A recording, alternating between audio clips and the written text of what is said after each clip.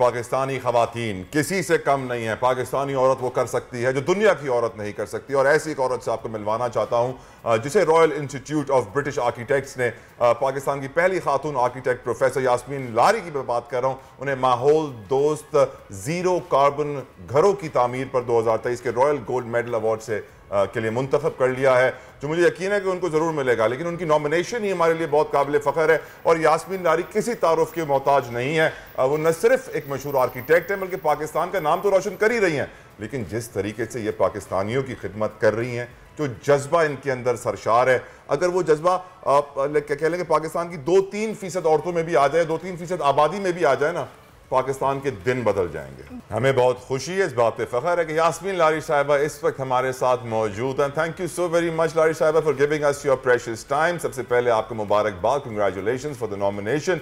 माशाल्लाह आपने जो काम किया है बहुत बड़ा काम है, क्लाइमेट फ्रेंडली आपने जो कंस्ट्रक्शन की है, कंग्रेचुलेशंस ऑन दैट।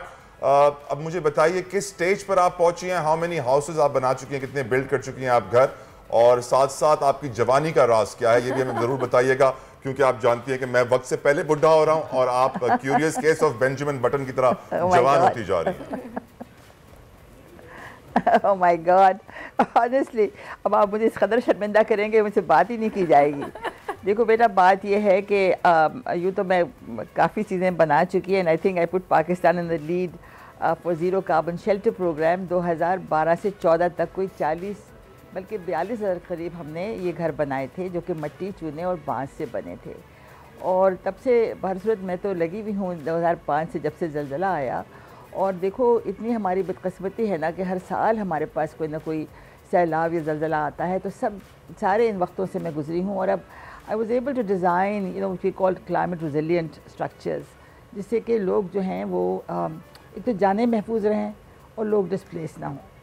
तो यही मेरा मकसद है और इसी पे मैं काम कर रही हूँ। अच्छा, अब यास्मीन साहिबा, जब आपको नॉमिनेट किया गया तो आपकी फीलिंग्स क्या थी? मैं आपसे ये जानना चाहूँगी, आपके तासुरात उस वक्त जो कि आप शेयर करें हमारे साथ।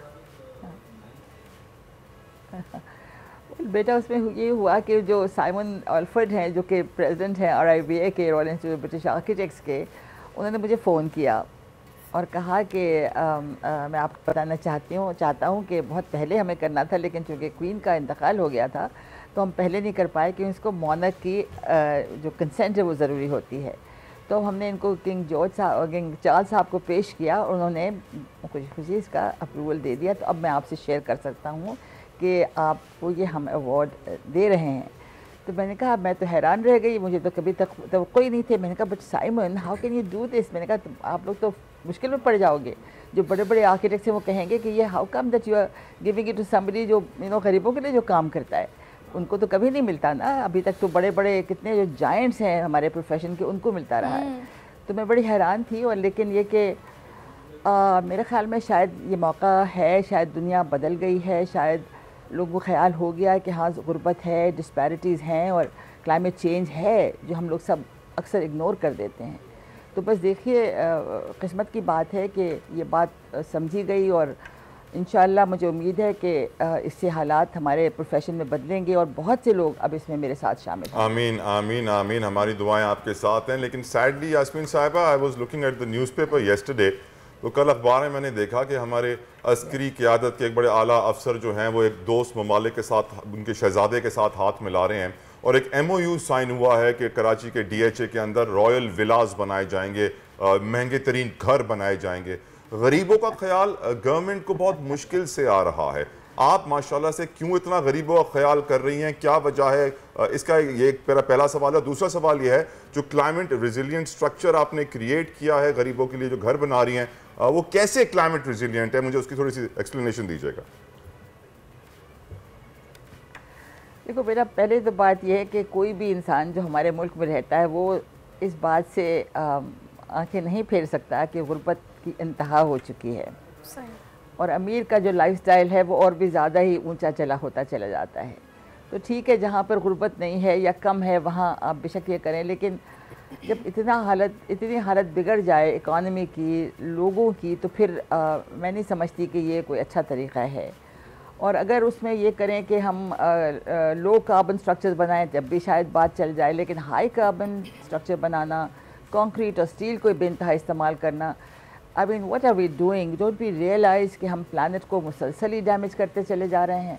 देखो, मैंने एक ज़माने में आपने जैसे फरमाया बहुत मैंने ऐसी इमारतें बनाई थी 2000 से पहले, बिल्कुल बनाई थी, और मैं आज उनको I want to atone for them, चाहे वो फाइनेंस एंड ट्रेड सेंटर है या Pakistan state oil head office है या एबीन एमरो बैंक है, उसमें बेइंतहा कंक्रीट का इस्तेमाल हुआ।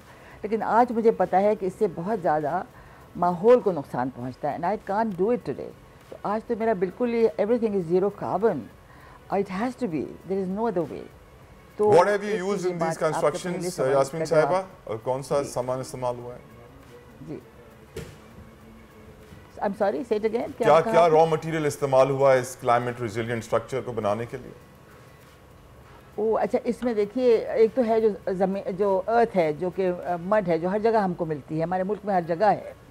दूसरा जो है वो चूना है, क्योंकि सीमेंट जो है उसकी बड़ी ज़्यादा जब वो बनाया जाता है तो उसके अंदर बहुत ज़्यादा एनर्जी का इस्तेमाल है। तो पूरी दुनिया में अब ये बात हो रही है कि हम इसको किसी तरह से बिल्कुल ही ना इस्तेमाल करें तो बहुत ही अच्छा है।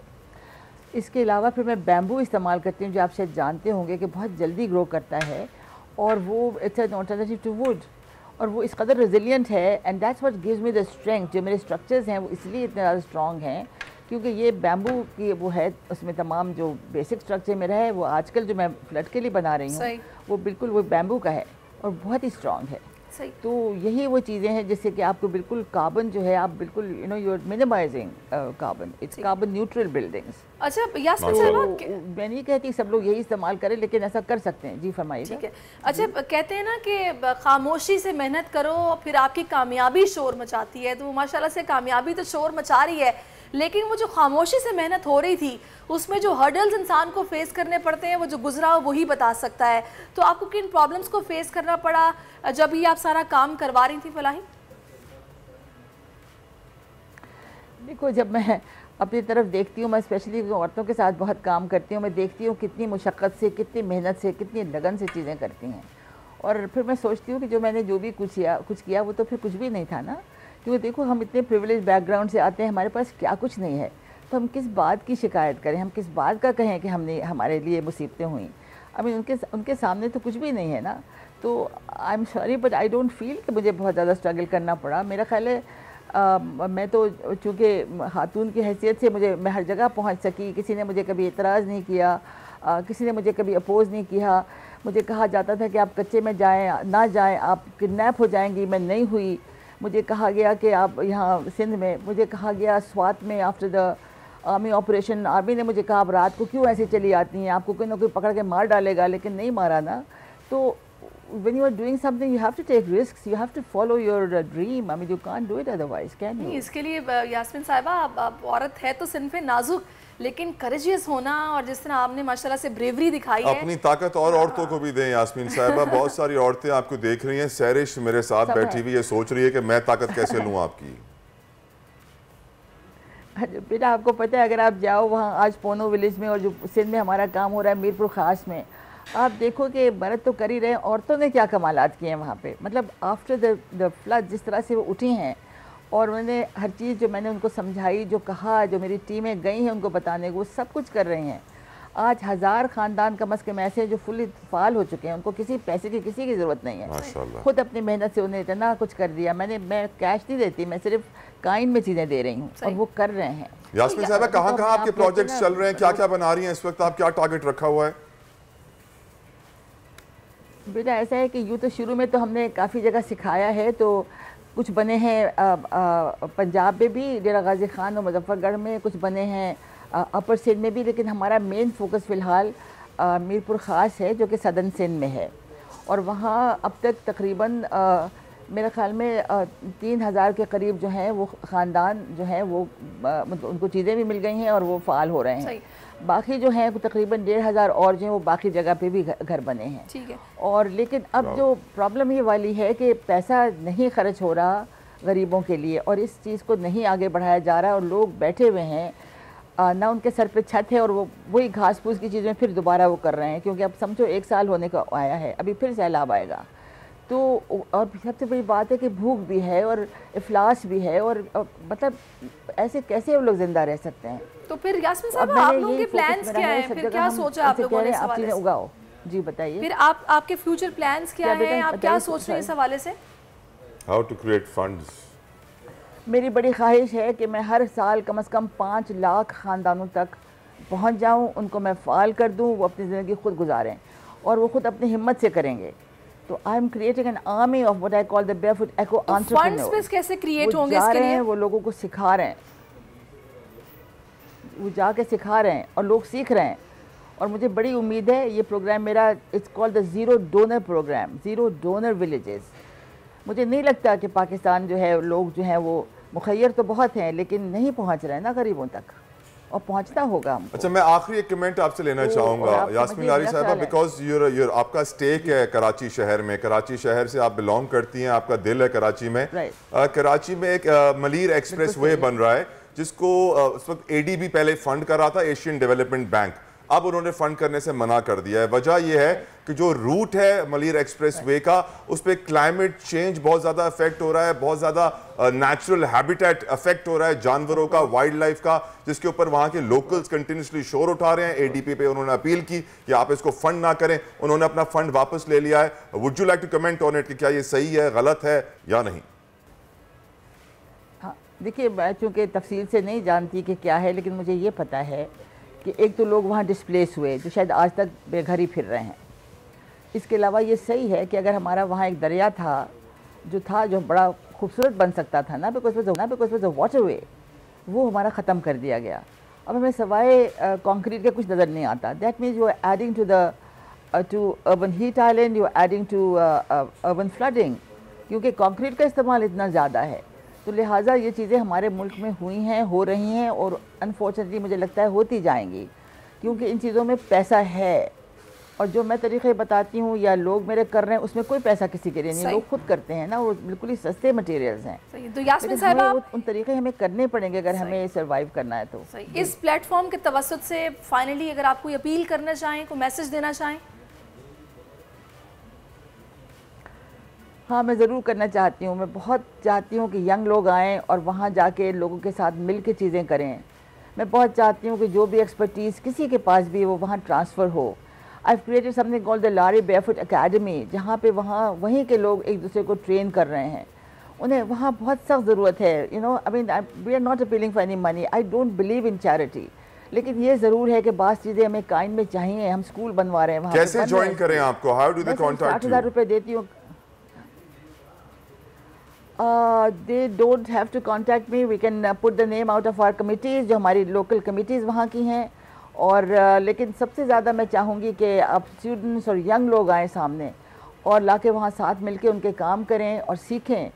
और इसके अलावा ये कि जो भी किसके पास एक्सपर्टीज़ है वो पहुँचाए वहाँ तक। मतलब वो लोग तैयार हैं। मेरे पास हेल्थ के प्रॉब्लम्स हैं, एजुकेशन के प्रॉब्लम्स हैं, क्या कुछ कितनी जो भी एक्सपर्टीज किसी के पास है, जरूरत नहीं है इतनी मुझे। ठीक है जी, वो अपना किरदार अदा करें, अपना हिस्सा डालें।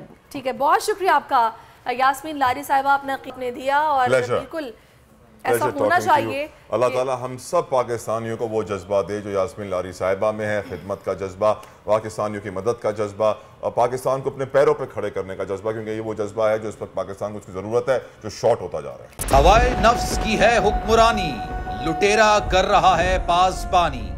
होल न्यूज के मार्केटिंग हेड आकाश राम ताहा लापता, तफ्तीशी इदारे जवाब देने से कासिर। अहले खाना परेशान, बेटे की जुदाई में माँ गम से निढाल। जो बच्चों हिंदू पर आए थे जो को पाकिस्तानी, मुझे मेहरबानी करे पंहिंजो आकाश वापस कयो। हुकूमत से बेकसूर और मुहिब्बे वतन बेटे की बाजियाबी के लिए फरियाद। आकाश राम के अगवा के खिलाफ अहले खाना की जानिब से सुप्रीम कोर्ट में दरख्वास्त दायर। सुप्रीम कोर्ट के चीफ जस्टिस उमर अता बंदियाल से आकाश राम के अहले खाना की जल्द समाअत की इस्तदा। मुश्किल की इस घड़ी में आलमी मीडिया ने भी उठाई आवाज। CNN, आज तक, इंडिया टुडे, टाइम्स नाउ समेत आलमी मीडिया ने आकाश राम के अगवा के खिलाफ दिया बोल का साथ। उफ, क्या जुल्म है, बोल इंसाफ का मुंतजिर। सब्सक्राइब करें और बेल दबाएं ताकि कोई खबर रह न जाए।